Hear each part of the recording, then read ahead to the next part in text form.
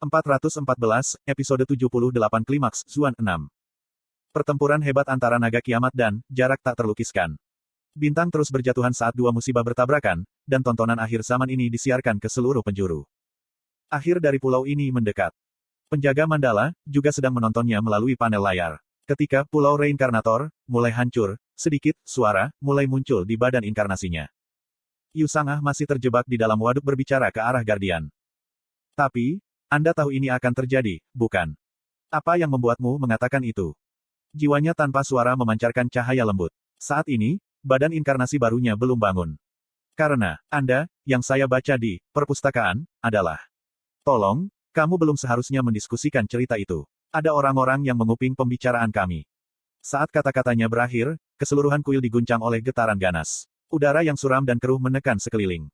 Geraman binatang buas bisa terdengar selanjutnya, sesuatu yang muncul dari bayang-bayang yang dilemparkan oleh keempat sudut ruangan itu bergerak dengan jelas.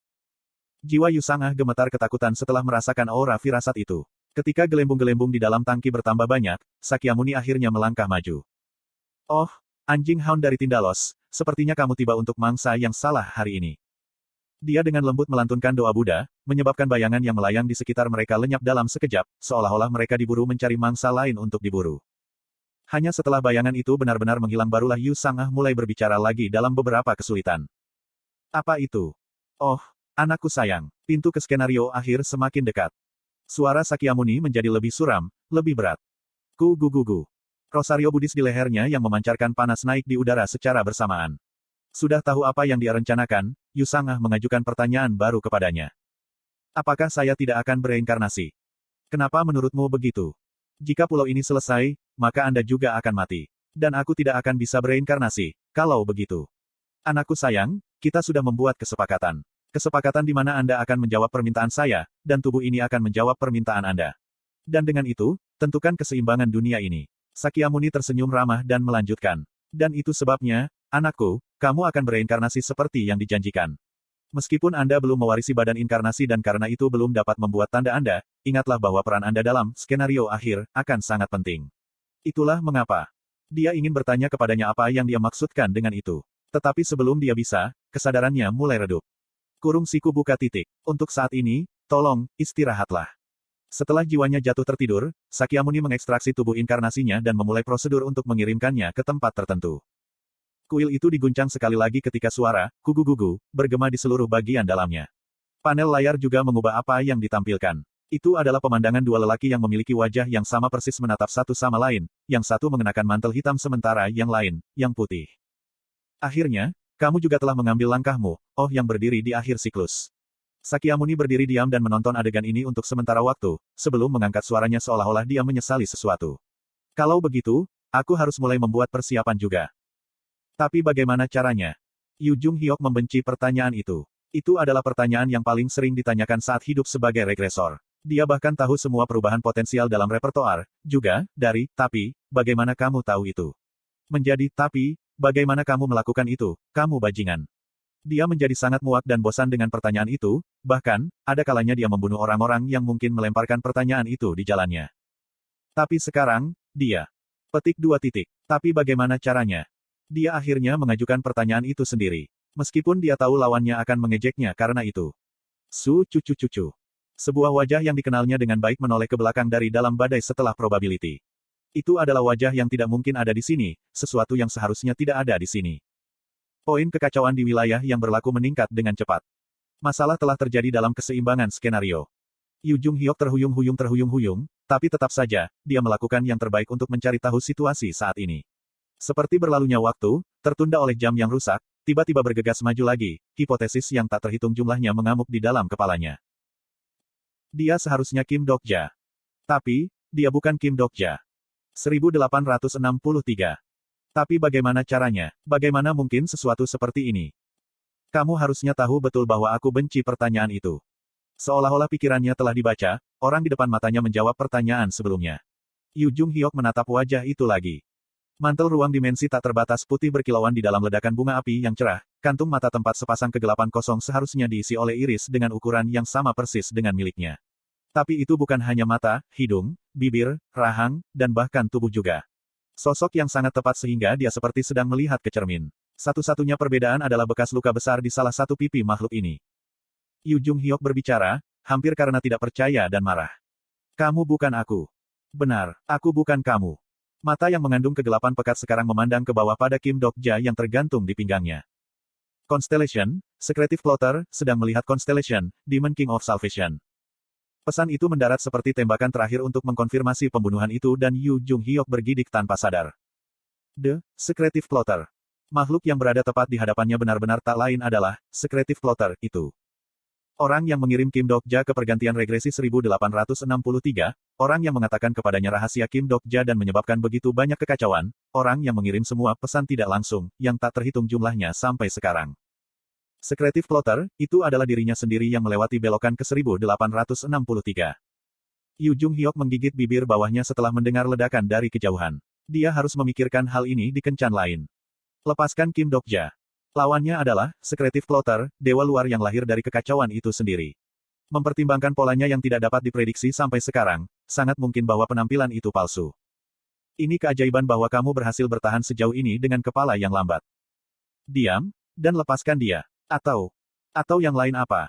Yu Jung Hyok merasakan kepalanya pusing karena status mengalir di depan hidungnya. Dia tahu bahwa lawannya kuat. Meski begitu, dia tidak berharap celah kekuatan sebesar ini. Dia yang sekarang bisa bertarung secara merata melawan Indra, sebuah konstelasi fabel level tingkat atas, dan tidak hanya itu, dia juga bisa membuat dewa terluka parah. Tapi, dibandingkan dengan makhluk yang tepat di depan matanya. Apa yang sebenarnya bisa kamu lakukan padaku? Apa-apaan ini? Yu Jung Hyok menarik napas berat sambil menenangkan kakinya yang gemetaran hampir di luar kendali. Dia memperhatikan bahwa klon, jarak tak terlukiskan, yang mengelilinginya dari semua sisi mulai mundur secara diam-diam sejak pintu masuk plotter. Sesuatu seperti ini tidak dapat terjadi. Dia marah pada irasionalitas skenario, dan dia menjadi marah pada yang memungkinkan probabilitas yang tidak masuk akal.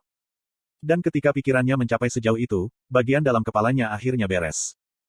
Jika aku berpikir tentang semua yang telah dilakukan, Secretive Plotter, sejauh ini, maka dia yang menjelma ke tempat ini sekarang seharusnya mustahil. Secretive Plotter, berbeda dari seseorang seperti Great Sage Heaven's Equal, Uriel, atau bahkan Black Flame Dragon. Tidak, dia adalah dewa luar, dan akan membutuhkan probabilitas yang luar biasa hanya untuk turun ke dunia ini. Cucut. Yang pasti, seluruh tubuh Plotter semakin tersapu badai yang semakin memburuk seiring berlalunya waktu. Tidak peduli siapa Anda tidak akan pernah bisa bebas dari kemungkinan probabilitas. Yang berarti peluang kemenangan bukanlah nol.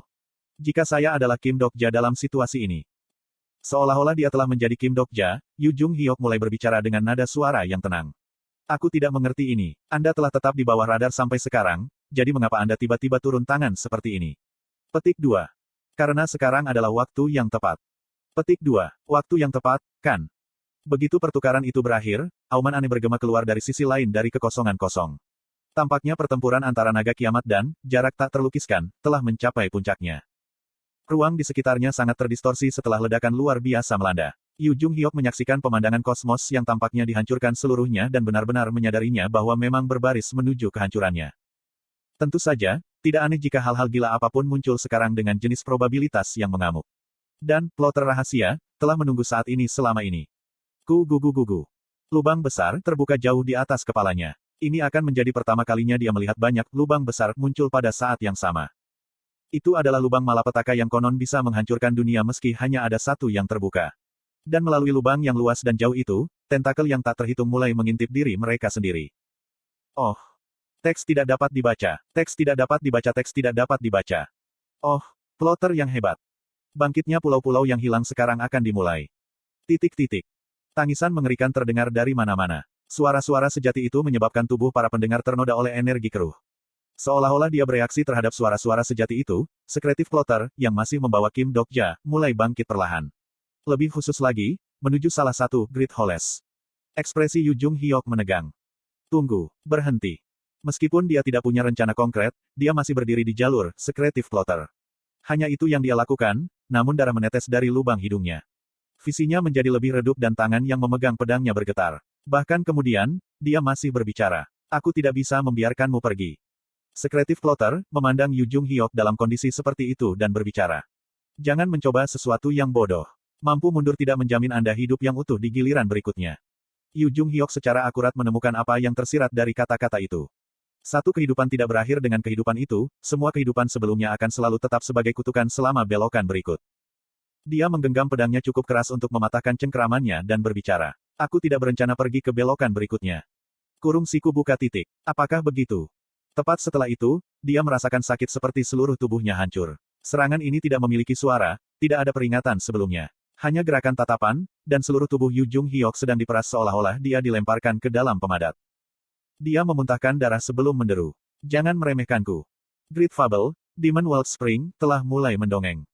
Fable hebat, obor yang menelan mitos, telah mulai bercerita. Tekanan dari status menekannya goyah sesaat ketika aura Fable Great Fables menyelimuti tubuhnya. Karena Kim Dokja tidak sadar, Yu Jung Hyok sekarang adalah pemegang saham terbesar dari dongeng besar yang dimiliki. Dia tidak melewatkan celah ini dan mengayunkan pedang iblis surgawi gelapnya. Dia menuangkan semua energi magisnya yang tersisa ke senjata, dan gelombang Breaking the Sky melaju di atas bilahnya. Pedang yang bisa menghancurkan langit dan telah menebang bintang. Pedang itu sekarang bergerak untuk menebas dirinya sendiri. Itu adalah serangan mendadak tanpa pretensi atau trik. Namun, pedangnya terhenti setelah dentang logam yang keras dan tajam bergema. Sesuatu yang terbuat dari logam telah memblokir serangannya. Mata Yu Jung Hyok tumbuh lebih besar. Itu adalah Heaven Sucking Sword. Senjata yang rusak sejak lama dalam kehidupannya yang ketiga dipegang oleh Secretive Plotter. Kamu tidak bisa menang melawan aku. Kedua bilah bertabrakan lagi, menyebabkan angin ganas dari percikan api menyala untuk menari-nari. Darah mengalir dari hidung dan bibir Yu Jung Hyok. Rasanya seolah jiwanya jatuh ke sisi jauh kosmos hanya dari benturan pedang mereka. Hanya satu tabrakan dan lengan kanannya hancur berkeping-keping dan tulang rusuknya hancur. Yu Jung Hyok tidak menunjukkan sedikit pun rasa sakit yang mengerikan dan terus meningkatkan statusnya. Minimal, dia tidak akan mati. Yang berarti itu masih bisa dilakukan.